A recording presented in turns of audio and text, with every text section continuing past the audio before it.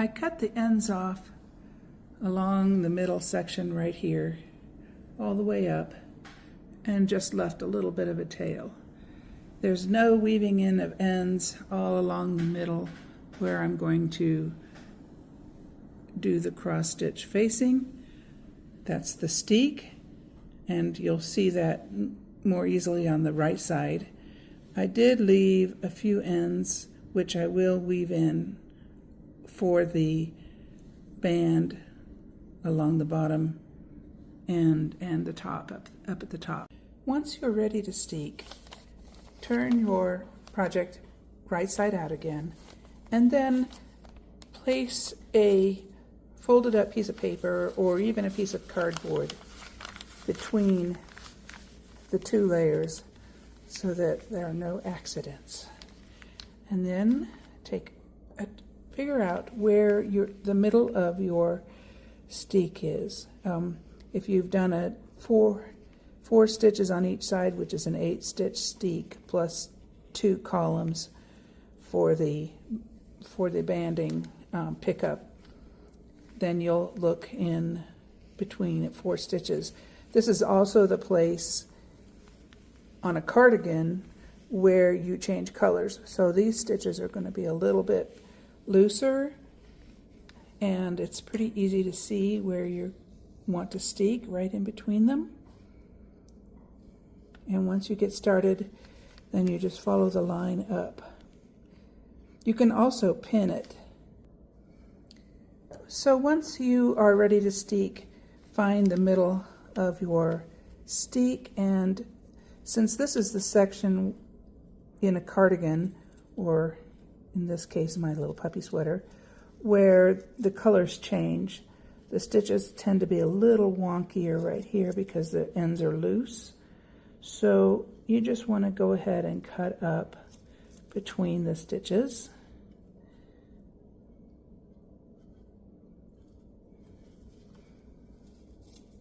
In the same direction that you knit. So if you knit from the top down, cut also from the top down.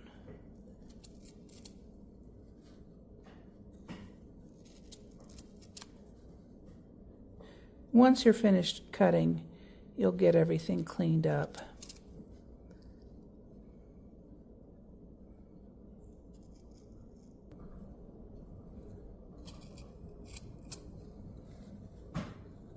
Okay, I need to stop here and move my paper. And here is the armhole as an example of what I've already cross-stitched and tacked the edge of the facing down. And you can see there's no fraying of the edges.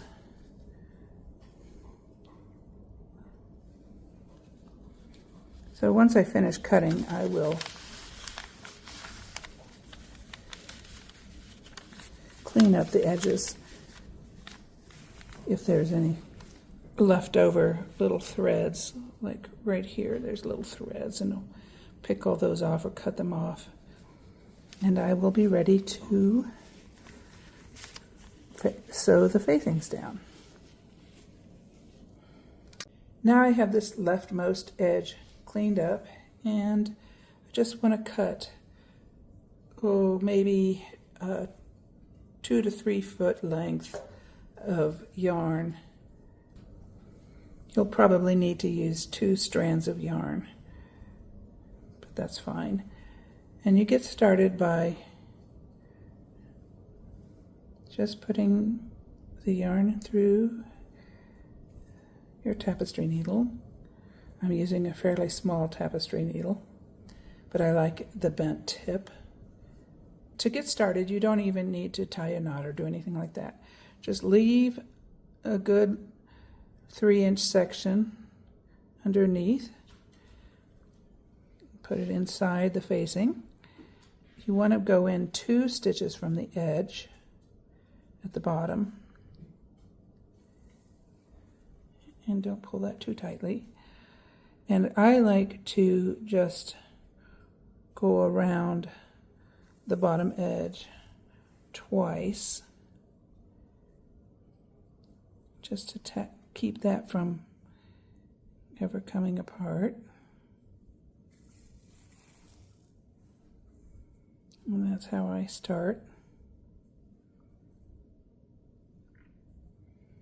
Okay, and now I'm ready to work my cross stitch. To get started, I usually go up 2 rows, which is about 1/4 of an inch, and then I find a purl bump just close to the edge. 1 bump. You don't count the floats, use a purl bump.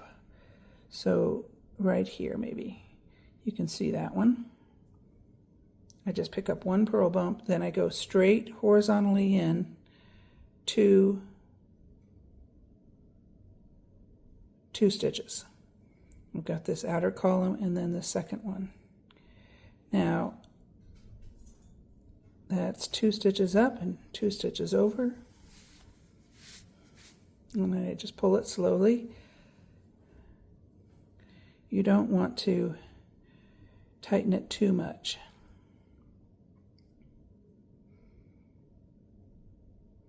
So I'm going to go up 2 stitches, 1, 2, and over, get a purl bump, come back in, 2 stitches.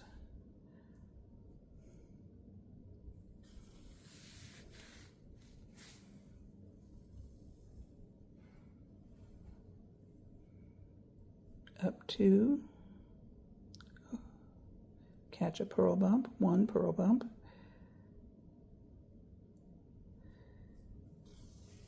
and directly horizontally over 2 columns.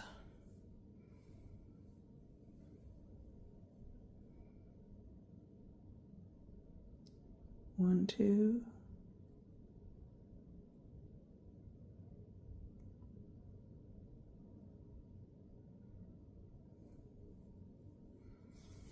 So if you don't want to count, it's about 1/4 of an inch, and every time you come over in horizontally.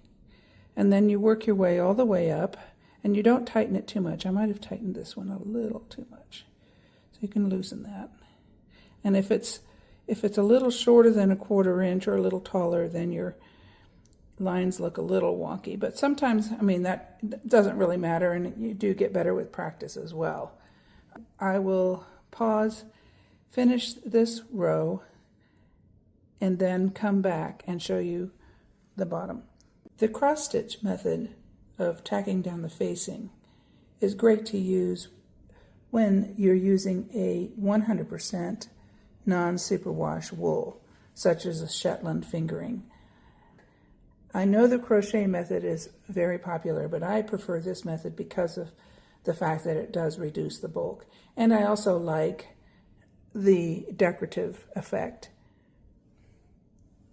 So I've already started the cross stitch, and as you can see, I've tacked the top here, and then I've worked the cross stitch down, and it forms these little X's coming down, and I think it's nice and decorative to use a contrasting color. So once you get started, it's quite a bit simpler than going up, because you have the guide of the next stitch, and you insert the needle just above the next stitch, bring it horizontally across the 2 columns, and pull your thread through, and that forms the cross. And you just keep working your way down. And now when you're coming back down, you do not need to tack, so it also goes a bit faster that way as well. I'm trying to keep my hand out of the picture so that it remains in focus.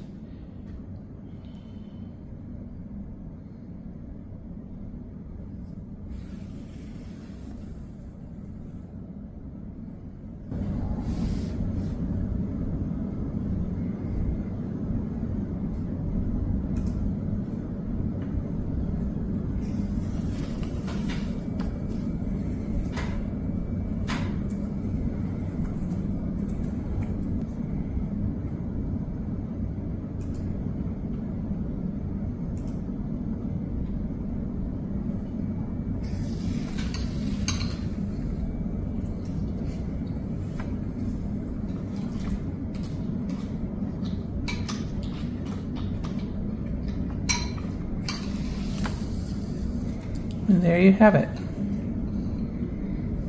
Little decorative X's all the way up and down. I can zoom out here and you can see the progress that I've made.